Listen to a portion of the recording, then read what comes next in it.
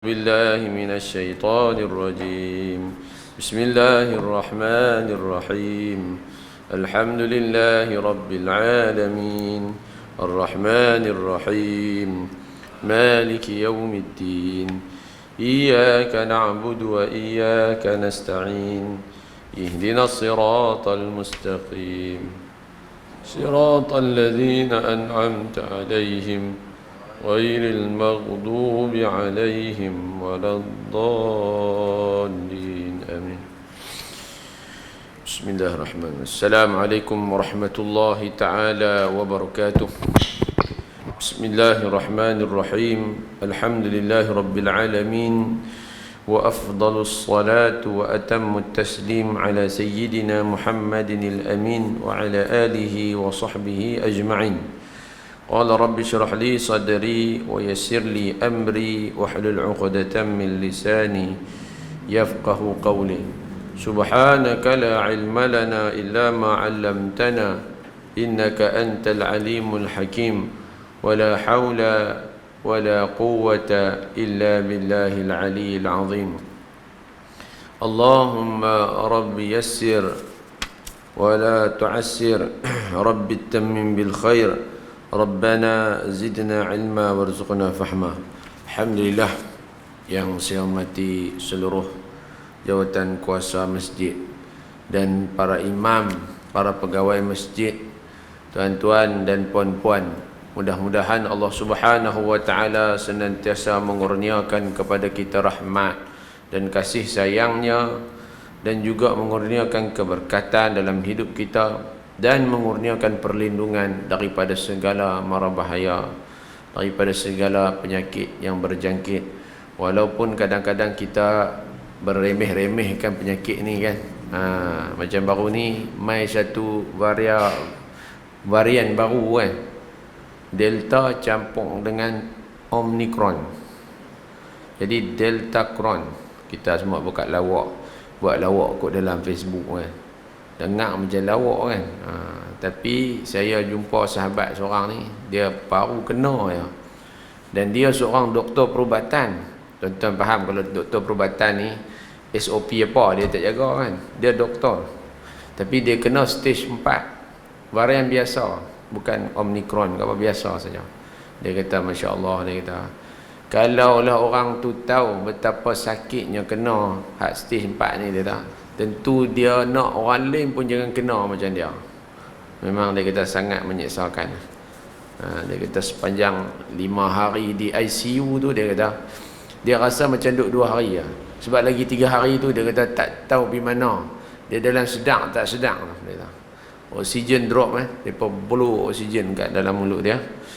Jadi begitulah tuan-tuan.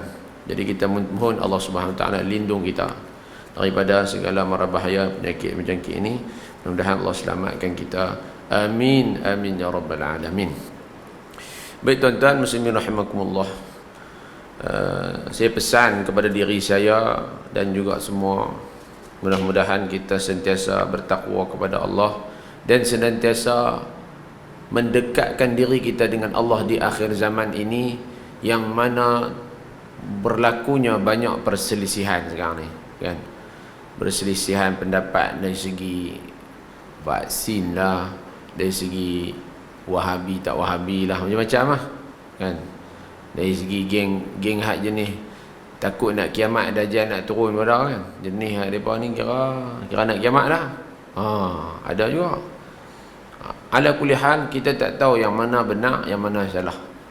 Yang penting mustahaknya kita dekatkan diri kita dengan Allah Subhanahu Wa Taala.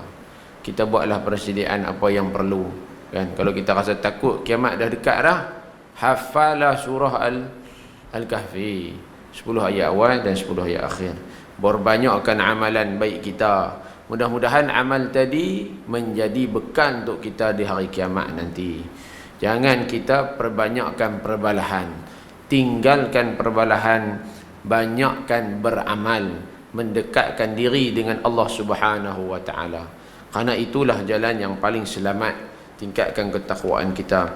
Mudah-mudahan Allah sentiasa merahmati kita, meletakkan kita di jalannya yang lurus, jauh daripada jalan-jalan mereka yang sesat. Wal'iyyazu billahi min zalik. Baik tuan-tuan muslimin rahimakumullah, kita masuk dalam kitab kita adab-adab pergaulan. Dalam bab adab-adab pergaulan, kita dalam kitab Bidayatul Hidayah karangan Hujjatul Islam Imam Ghazali rahimahullah. Dan kitab ini merupakan antara ringkasan daripada kitab besar dia yang bernama Ihya Ulumuddin. Jadi dia merangkumi banyak bab-bab yang ada dalam ni, hampir ataupun dia ambil macam ringkasan lah daripada Ihya Ulumuddin. Maka kalau kita nak banyak lagi, kita nak faham banyak lagi, kita kena buka Ihya Ulumuddin ataupun ringkasan-ringkasan Ihya macam Minhajul Abidin, macam Minhajul Qasidin ataupun Mukhtasar Minhajul Qasidin dan sebagainya. Itu mudah-mudahan ada lagi pemahaman dan penambahan yang boleh kita dapati di sana insya-Allah. Baik tuan-tuan muslimin rahimakumullah, kita dah sampai pada adab pergaulan pada ceraian yang ketiga, iaitu adab-adab dengan orang yang kita kenali. Dalam kitab bahasa Rumi dia muka surat 173. Kalau kitab Jawi lebih kurang tu kan 78 183. Kalau kitab Jawi lebih 10 muka surat. Baik, 183 no. Kalau kitab Rumi 173. Baik, ceraian yang ketiga, qala Musarrim rahimahullahu taala wa nafa'ana bi'ulumihi bidarain amin. Ada dengan orang yang kita kenali, iaitu orang yang bukan sahabat karib, yang boleh jadi kita jumpanya dalam perjalanan, boleh jadi kita jumpa dia dalam kehidupan seharian kita. Dia bukan sahabat rapat kita, tapi kita kenal akan orang ini. Maka apakah adab yang perlu kita jaga sama dengan dia? Baik, apa dia kata? Maka hendaklah engkau berhati-hati daripada mereka, kerana engkau tidak menemui kejahatan kecuali daripada orang yang engkau kenal. Lain halnya dengan sahabat karib, maka ia akan sangat menolongmu. Jadi selain kalau sahabat karib ni tak apa, biasanya sahabat karib ni dia akan kita kata susah senang dengan kita lagu tu. Itu sahabat karib no. Sahabat yang kita kenal kita tapi dia bukan rapat dengan kita tu, kadang-kadang kita kena berhati-hati dengan dia. Sebab kita tak tahu apa tujuan dia berkawan bersahabat dengan kita. Kadang-kadang ada sebab kan. Kadang-kadang tak ada sebab apa, cuma berhati-hati. Jangan pula berhati-hati sampai sangka buruk ke dia. Tu jadi masalah lain pula. Kan? Berhati-hati saja. Jangan sangka buruk ke orang. Kita berhati-hati, berwaspada. Jangan kita sampai pikir yang bukan-bukan kat dia ni. Lagu tu. Lain pula halnya dengan orang yang engkau tak kenal, maka jangan engkau campuri segala urusan mereka. Kalau dia tu kita jumpa tapi memang kita kenal gitu-gitu nama pun tak tahu, itu tak apa, cuma kita tak payah masuk campur sangat urusan dia kan. Melainkan kalau dia ada hal tak tolong kita apa semua, tu lain cerita. Kalau kita tak ada urusan dengan dia sangat, kita pun jangan duk ambil tahu sangat lah. Jangan ambil tahu sangat. Bukan tak boleh ambil tahu, jangan sibuk-sibukkan kita dengan benda yang tidak ada kaitan dengan kita.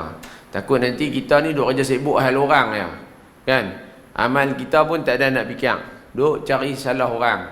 Tu jadi masalah lain pula dah kan. Sebab tu Imam Ghazali pesan lagu tu, supaya kita tidak menyibukkan diri dengan benda yang tak ada kena-mengena, buang masa kita saja. Baik, hanya sahaja kejahatan itu datang daripada orang yang engkau kenali, yang mereka menunjukkan persahabatan di lidah mereka. Kadang-kadang kejahatan ni mai daripada sahabat, orang yang kita kenal. Dia kenal kita, tapi dia ni sahabat dengan kita di mulut saja, hati belum tentu. Depan kita baik, belakang kita dialah yang duk mengata kat kita, dialah yang bawa cerita-cerita buruk berkenaan kita. Ni bahaya ni. Yang ni dia jenis kawan duit shilling ni, bahaya. Depan lain, belakang lain. Minta simpang lah daripada dapat kawan macam ni. Maka dia kata, kurangkanlah daripada berkenalan sekuasamu, kalau boleh hadkan persahabatan kita dengan orang yang kita tak berapa kenal tu. Kurangkan.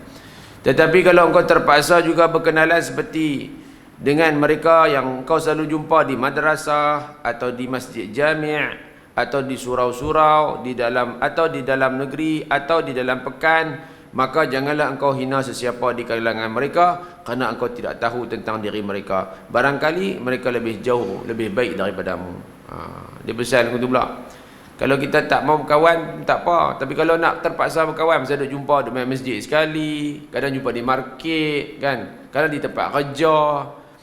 Maka berkawan dengan dia dan sangka baiklah dengan dia. Jangan sangka buruk.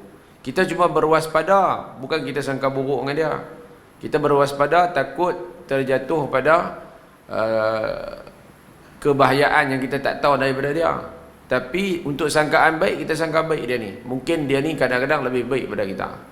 Walaupun kadang-kadang kita tengok dia ni muka macam ganas, kan? Kadang biasanya orang ni kalau kita tengok muka dia macam garang ganas, tengok-tengok rupanya hati ada taman. Dia baik sebenarnya.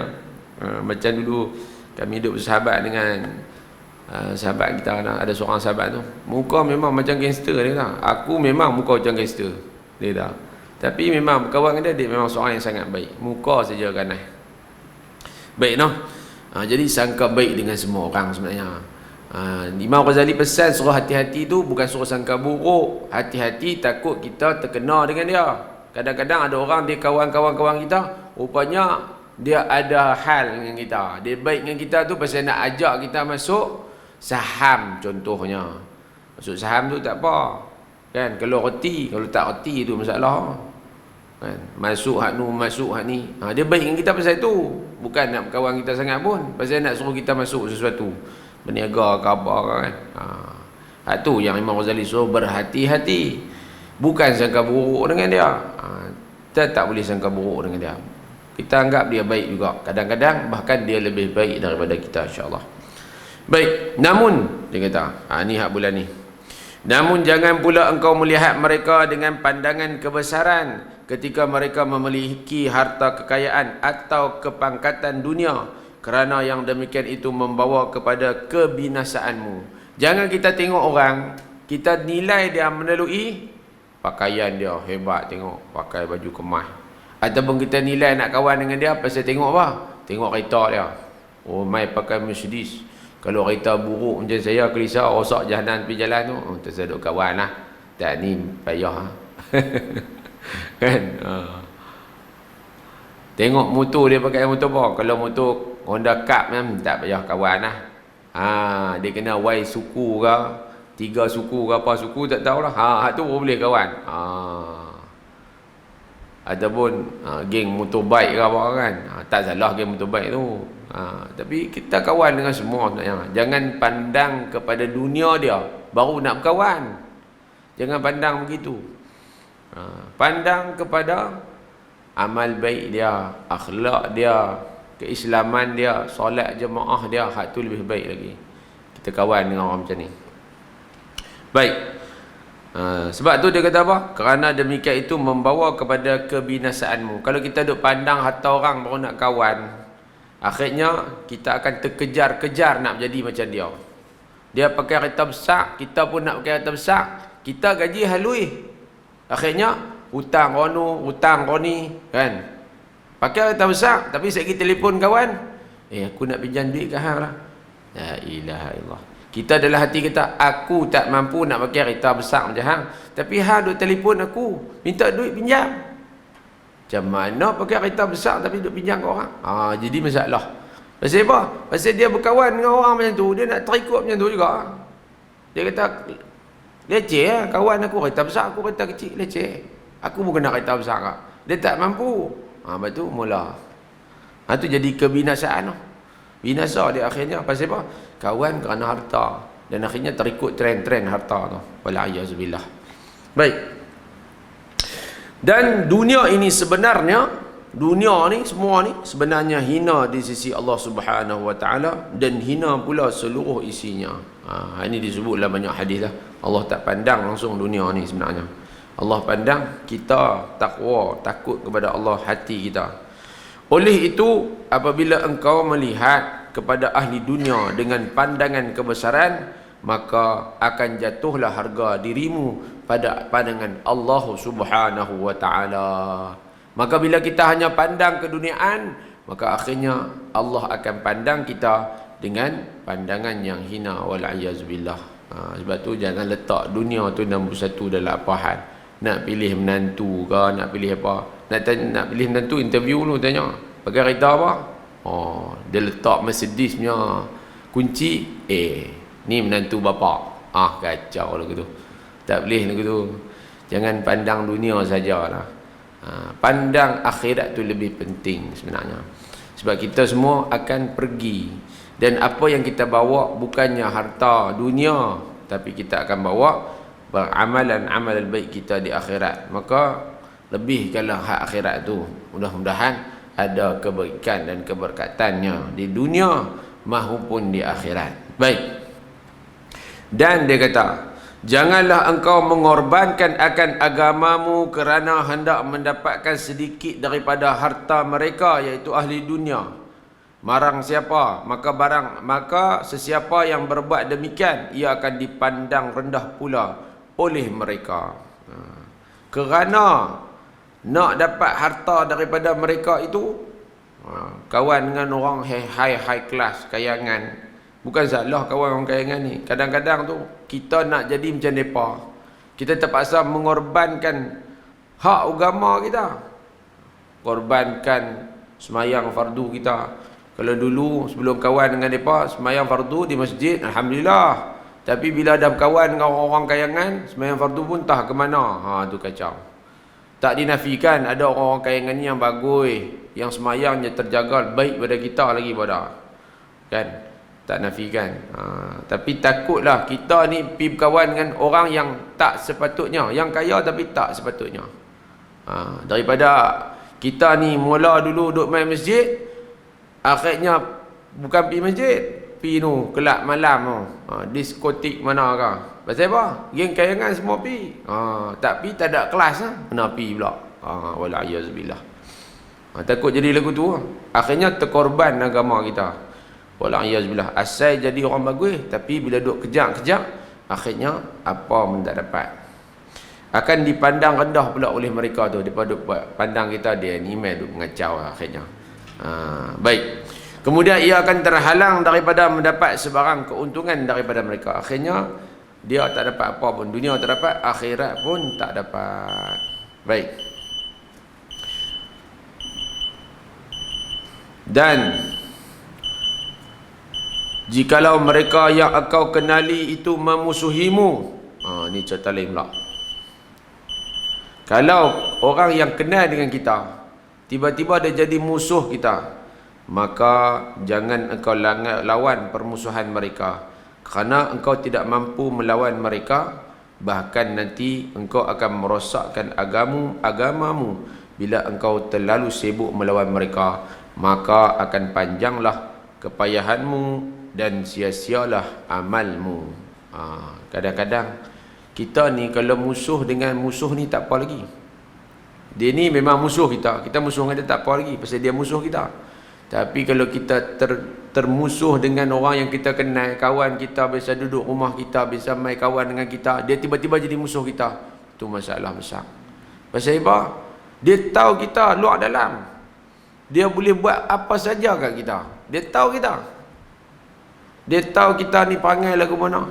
Dia tahu kita tu di kampung dulu macam mana. Kan? Akhirnya kalau dia jadi orang yang kita kenali, jadi musuh kita, kita lawan dengan dia, kita rugi. Pasal apa? Pasal dia tahu rahsia-rahsia kita. Maka lebih baik kita jangan lawan dengan dia, biar pergi lah kat dia. Dia marah kat kita, biar pergi kat dia. Kalau lagi bagus, kita cuba perbaiki hubungan kita dengan dia supaya tidak bergaduh. Itu lagi baik. Jadi takut, sebab tu dia kata takut nanti akan merosak agama kita kerana kita cuba nak lawan dengan orang macam ni. Maka ni pengarang kitab kita ni, tuan guru kita Ustaz Fahmi Zamzam ada buat ta'liq di bawah ni, penerangan lagi. Dia kata apa? Biasanya orang yang wara' apabila ia mahu melawan musuh, ia akan melawan mereka dengan bahasa yang sopan dan penuh adab. Kalau orang alim, Dia nak lawan musuh pun dia guna bahasa yang cukup baik. Dia tak akan sekali-kali memaki dan sebagainya. Itu orang alim. Sedangkan ahli dunia ini boleh bercakap apa saja, bahkan bercakap bohong, memutarbelikkan kenyataan. Kadang-kadang dia kenal kita, dia boleh buat keluar cerita pelik-pelik. Benda yang tak ada pun dia boleh kata ada. Benda yang kita tak buat pun dia boleh pergi buat. Tambahlah ni zaman teknologi ni, dia boleh edit gambar kita, bubuh kat muka orang lain, kan? Tiba-tiba duk pegang perempuan lain, potong gambar kita buh itu, sebarkan. Apa jadi? Orang kata habislah ustaz, habislah dia. Dengan perempuan pun peluk habis. Padahal benda tu fitnah saja. Dia boleh buat zaman dah ni. Bahkan yang terbaru, dia boleh buat video pula. Orang tu bercakap. Tu baru ni. Saya dapat baru ni, ada polis hantar. Ada satu video polis tu hantar. Dia kata ada orang menyamak sebagai pegawai polis. Dia buh gambar polis tu, dia edit muka polis tu bercakap. Polis tu gambar ya Azania, tapi gambar tu bergerak bercakap. Lepas tu telefon orang, buat video call, cakap dengan orang tu. Kata encik ada sekian-sekian kes mahkamah lah apa. Lepas tu polis tu buat kenyataan, dia kata kami polis tak pernah telefon orang, video call pun tak pernah. Apa urusan main buat di balai? Mana ada telefon, tak ada. Dahsyat ni akhir zaman ni, macam-macam benda mereka boleh buat, boleh edit, kan? Kita tak bercakap apa pun dia boleh buat, pergi bercakap.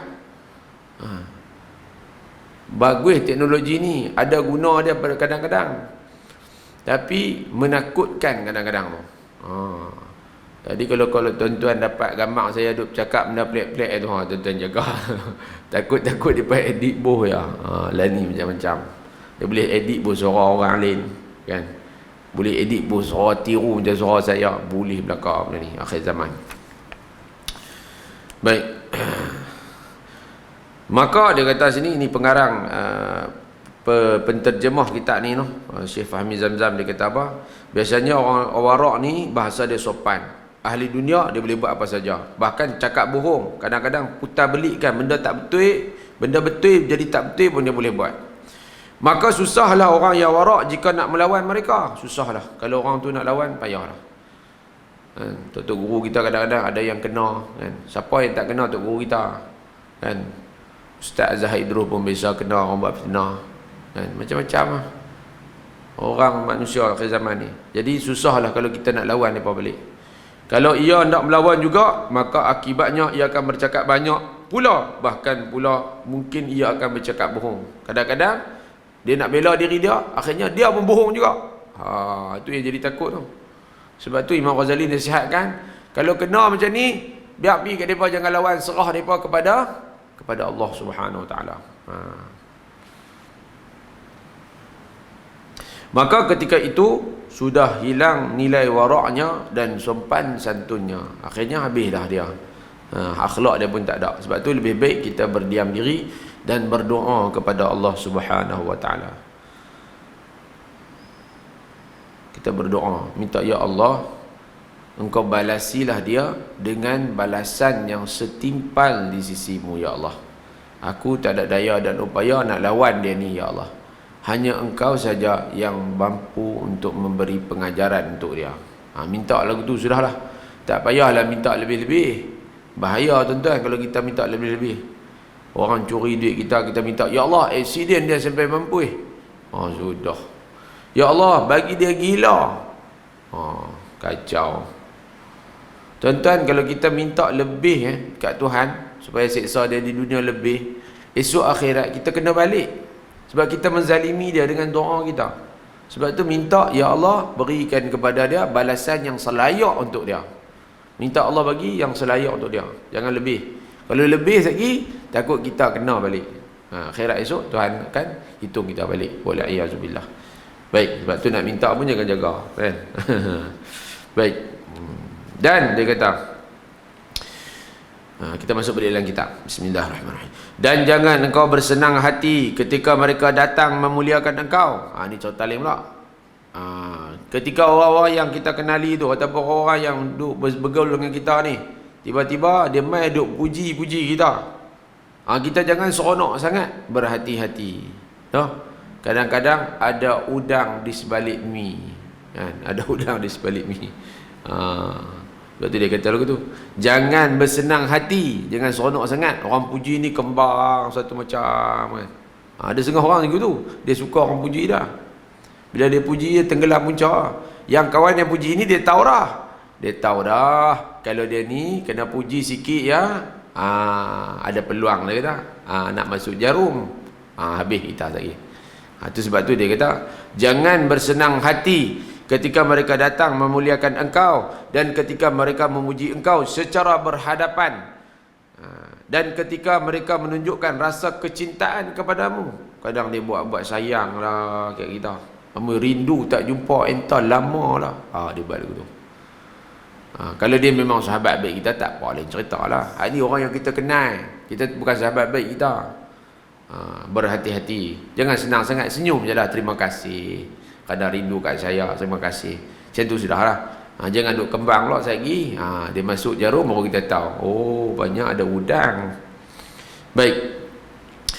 Dan menunjukkan kecintaan ketika mereka menunjukkan rasa kecintaan kepadamu, kerana apabila engkau cuba memeriksa hakikat daripada penghargaan itu, engkau tidak akan mendapat hakikat itu. Bila kita cek balik, sebenarnya dia bukan puji kerana kita betul-betul pun, tapi sebenarnya dia ada agenda yang lain.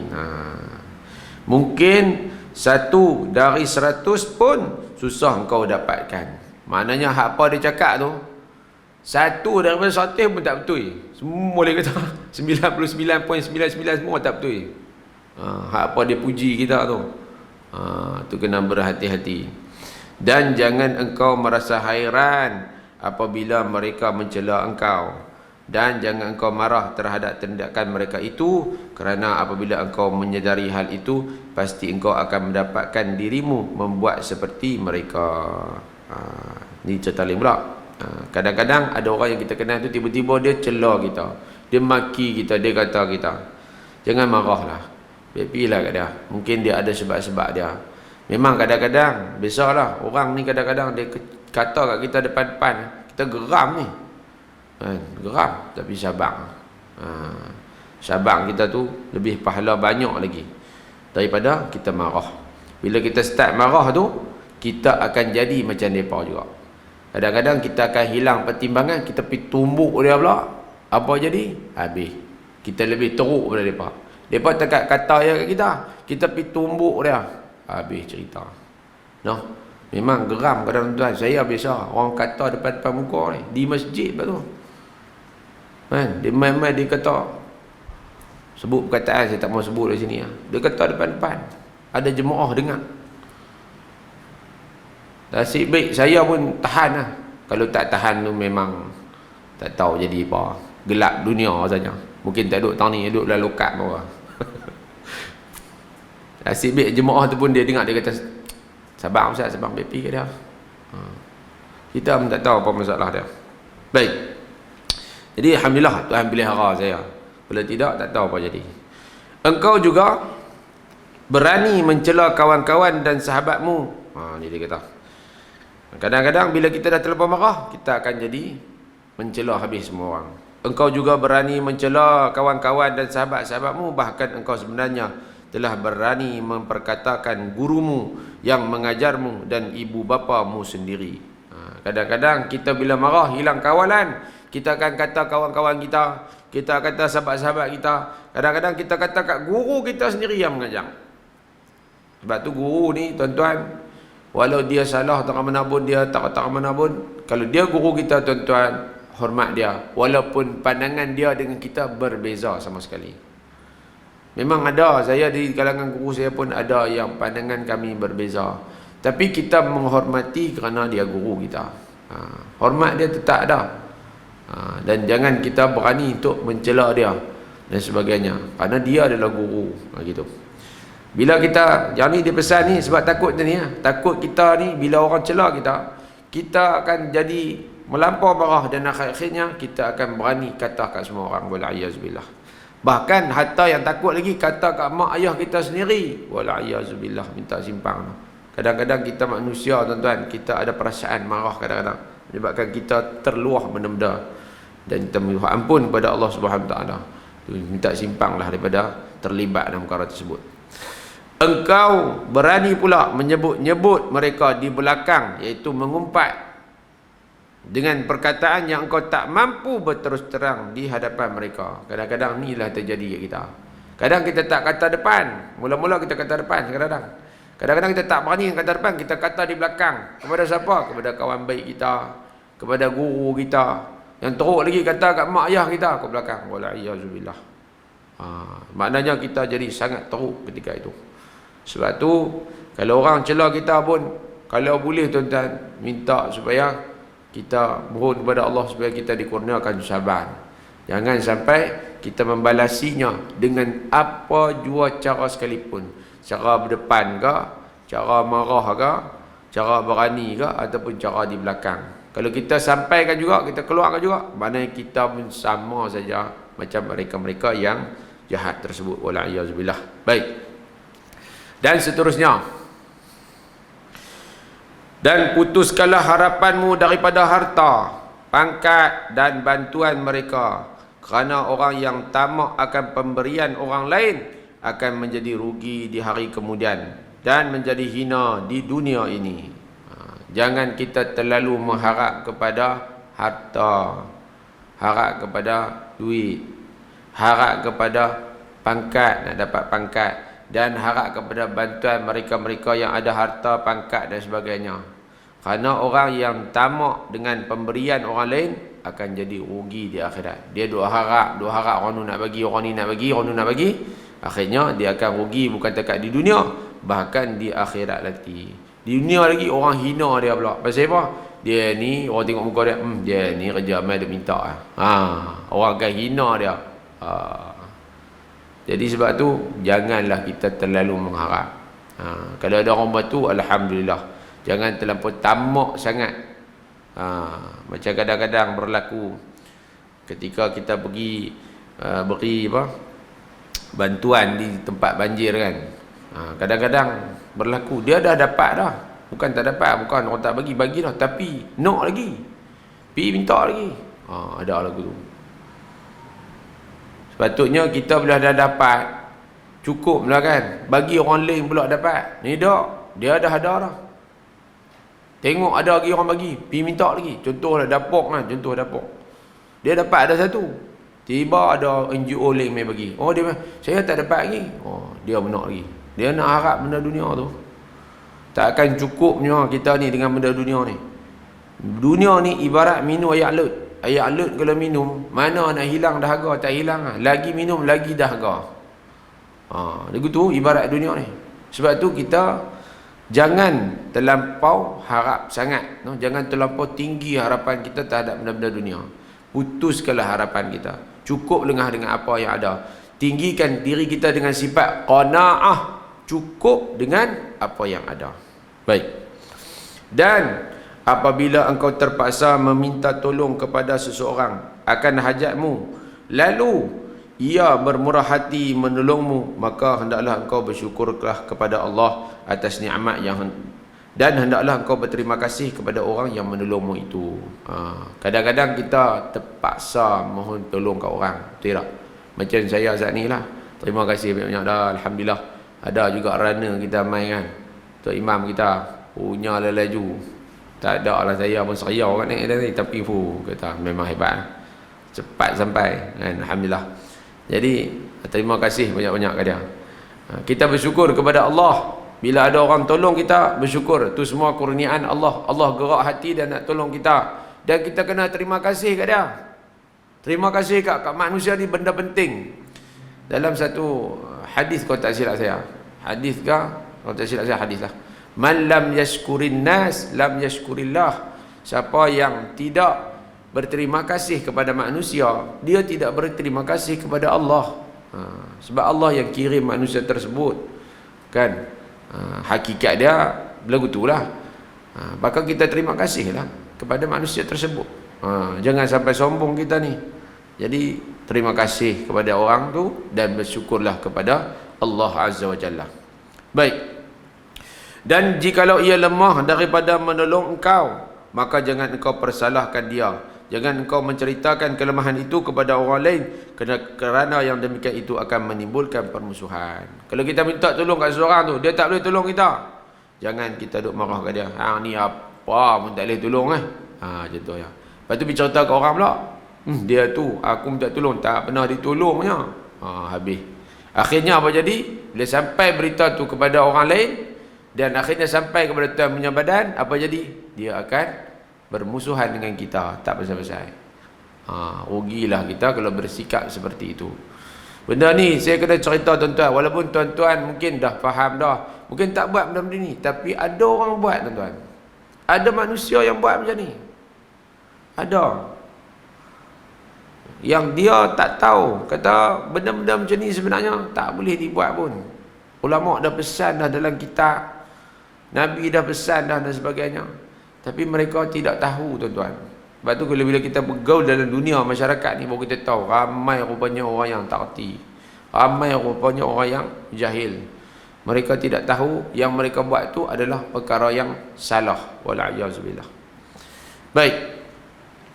Dan hendaklah engkau jadi seperti orang mukmin yang suka menerima keuzuran daripada orang lain, dan janganlah engkau menjadi orang yang munafik yang suka mencari keaiban orang lain, mencari-cari keaiban orang lain. Jadilah kita orang mukmin. Orang mukmin ni macam mana tuan-tuan? Dia boleh terima keuzuran orang, dia boleh memaafkan orang. Kalau kawan kita buat salah kat kita, dia main minta maaf, kita terima kemaafan dia. Kita tidak berdendam dengan dia. Kita tak kata ada hari, ada ubi, ada batas, ada hari aku balas. Yang ni masa kecil-kecil dulu kalau bergaduh ya, dia keluar pantun ni dulu, kan? Jadi benda tu sebenarnya salah. Jangan ajari anak-anak benda begitu. Buang sifat tu. Ada kesalahan kawan kita, walaupun banyak pun, maafkan dia. Ada satu pepatah Arab saya dapat daripada guru saya masa mengaji di Sirah. Dia kata apa? Iltamis akhaka walau bi khamsina khata'an. Berpeganglah dengan saudaramu se-Islam walaupun dia melakukan 50 kesalahan terhadapmu. Berpegang maksud dia, tolong dia kalau dia susah, bantu dia, berkawan dengan dia, nasihat dia kalau dia perlukan nasihat. Walaupun 50 kali dia buat salah kat kita. Ini sifat orang yang beriman. Dia tidak akan tinggalkan saudaranya walau apa sekalipun. Saudaranya se-Islam, tetap saudaranya dia akan bantu. Bukan jadi macam orang munafik. Orang munafik ni, dia suka cari keaiban orang. Kalau orang tu buat salah, lagi dia seronok. Dapat satu berita, dia kata. Tambah buat salah tu Tok Imam pula. Lagi seronok buat cerita kan. Tok Imam tu tak boleh pakai. Naik baca khutbah pun kaki langkah silap. Kaki langkah silap belah kiri. Nak naik tangga mimbar. Hak tu pun jadi berita. Habis dia canang cerita kat jemaah, Tok Imam tu jahil, bukan reti. Naik langkah mimbar pun salah. Seronok kan? Pasal Tok Imam. Nampak? Ini ciri orang munafik tuan-tuan. Ciri orang munafik. Dia membuka aib orang. Dalam satu hadis tu, hadis kursi disebut, bukan hadis kursi, satu hadis saya baca, disebut innallaha sattar. Allah ni maha melindungi keaiban. Tuan-tuan lihat bagaimana kita ni kadang-kadang buat dosa pada waktu malam. Bila tiba siang hari, dosa tersebut siapa pun tak tahu, melainkan kita dengan Allah. Betapa hebat dan baiknya Allah pada kita, melindungi keaiban kita sepanjang malam tersebut. Dan sampai bila-bila, tak ada siapa pun tahu, kita dengan Allah saja dosa yang kita buat. Itu punya baiknya Allah Subhanahu Wa Taala kepada kita. Lindung rahsia-rahsia buruk kita. Boleh tak Allah nak buka? Boleh. Allah maha kaya, maha hebat. Dia boleh buat apa saja. Tapi dia tak buat sebab apa? Kasih dan sayangnya pada kita. Dia harap kita bertaubat. Dia bagi masa, peluang, bagi nyawa kat kita untuk taubat lagi. Kita sebaliknya, nampak orang punya keaiban, lagi kita nak dedah, lagi kita nak buat, lagi nak cerita ke orang. Seronok dia lah. Tak boleh lena kalau tak cerita. Duk fikir, tergambar. Tak boleh lena. Ada ke gitu? Ada ke no? Dia buat cerita apa dulu? Mami jarum lah. Oh, dia kata tak boleh duduk diam. Dengar cerita yang tak boleh duduk, nak kena sampai ke orang. Ini satu penyakit sebenarnya, penyakit dan sifat orang munafik, wal'iyazubillah. Tuan-tuan lihatlah bagaimana Nabi SAW menyembunyikan aib saudaranya. Satu ketika Nabi SAW dipanggil dan para sahabat ni mai satu rumah sahabat makan daging unta. Makan daging unta. Di sini tak ada lah daging unta no. Kalau tuan-tuan nak daging unta, kita pergi di Mekah esok. Tuan-tuan pergi umrah dengan saya sekali insya-Allah. Bulan 3 ke, bulan 12 hari ke, boleh. Siapa nak pergi boleh abang mai. Tapi di sana ada. Dia panggil kapsah hashi, nasi kapsah dengan daging unta. Unta ni dia ambil unta muda lah, umur 2 tahun lebih tu, dia buih bakar semua. Oh, sempoi. Daging unta ni tuan-tuan, bila kita makan dia akan menyebabkan perut kita mengeluarkan gas. Gas apa? Gas kentut lah. Itu kelebihan makan daging unta. Dan bila duk makan ramai-ramai tu, tiba-tiba habis makan, masuk waktu semayang. Masuk waktu semayang, seorang sahabat ni dia terkentut. Maksudnya makan daging unta biasa dia akan terkentut. Bila dia terkentut, bau kentut tu, sahabat tu cari siapa kentut ni. Sahabat ni malu tau. Jadi masuk waktu semayang pula, dia kena pergi ambil wuduk. Kalau dia pergi ambil wuduk, semua orang tahu tak kata dia kentut. Semua orang tahu. Tengok bijak Rasulullah nak sembunyi aib dia ni. Rasulullah buat apa? Rasulullah kata dalam hadis yang masyhur, Rasulullah kata apa? Man akala al-ibila falyatawadda. Siapa makan daging unta, maka dia kena berwuduk. Semua orang berwuduk. Orang tahu tak siapa kentut? Tak, siapa pun tahu. Masya Allah, tabarakallah. Ini akhlak yang Rasulullah tunjuk. Sembunyikan aib dia. Jadi menjadi sunnah sampai hari ini. Kalau kita pergi makan esok di Mekah daging unta, balik tu ambil wuduk, sunnah, dapat pahala. Nabi suruh. Siapa makan daging unta ambil wuduk, Nabi kata.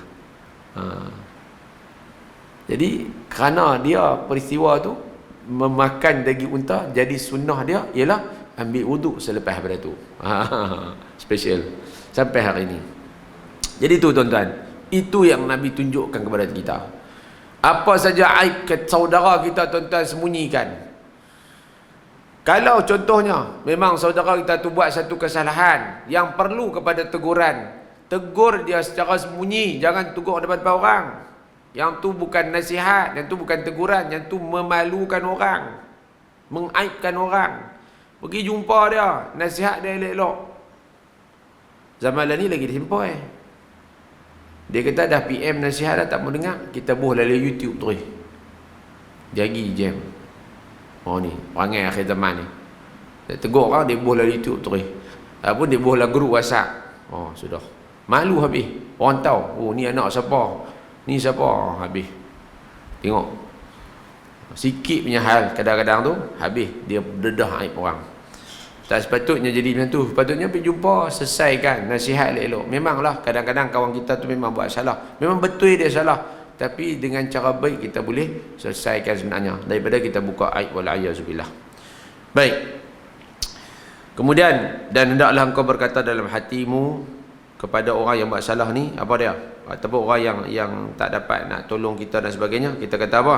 Barangkali dia tidak dapat menolongku kerana keuzuran yang tidak dapat dielakkannya, sedangkan keuzurannya itu tidak aku ketahui. Ini contoh kita sangka baik ke orang. Kalau kita minta tolong ke orang tu tak boleh nak tolong kita, kita jangan duk dedah, duk bercerita ke orang kata dia ni teruk pangai aku ni. Tak. Kita kata dekat diri kita, boleh jadi dia ada masalah, sebab tu dia tak boleh tolong aku. Ada gitu. Kena fikir yang baik. Apa pun tuan-tuan, sangka baik.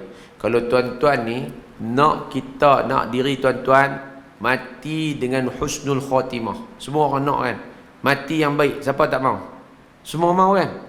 Kalau nak mati yang baik tuan-tuan, sangka baik ke orang. Sangka baik banyak ke orang. Contohnya lah, keluar-keluar lagi masjid kan, keluar-keluar tengok-tengok kasut tak ada, sangka baik lah. Mudah-mudahan boleh jadi lepas silap ambil pun gitu. Jangan kelok-kelok, tu dia buat dah. Kasut baru beli pula. Dia dah pasang. Sudah. Tak apalah niat sedekah. Macam mana nak sedekah Ustaz? Kasut pasang 50 ni baru beli ya tak ni. Sabarlah nak buat macam mana. Kan? Kita fikir satu ya. Semua tu mai daripada siapa? Allah. Allah yang buat tu. Allah yang gerak hati pencuri tu ambil kasut kita. Maka ingatlah, mungkin kita ada dosa dengan Allah yang kita lupa. Allah nak kafarah dosa kita tu, dia bagi hilang kita punya barang. Patutnya kita kena kata Alhamdulillah. Tapi berapa orang yang boleh kata Alhamdulillah? Berapa orang je. Saya pun kadang-kadang terkeluar macam-macam. Tu kita kena ubah lah. Kita kena ubah diri kita. Bila kita main mengaji, kita baca kitab, tu ubah. Jangan duk kekal hak lama lagi. Ni tahun baru dah. Kan? Akhlak pun biar baru sikit.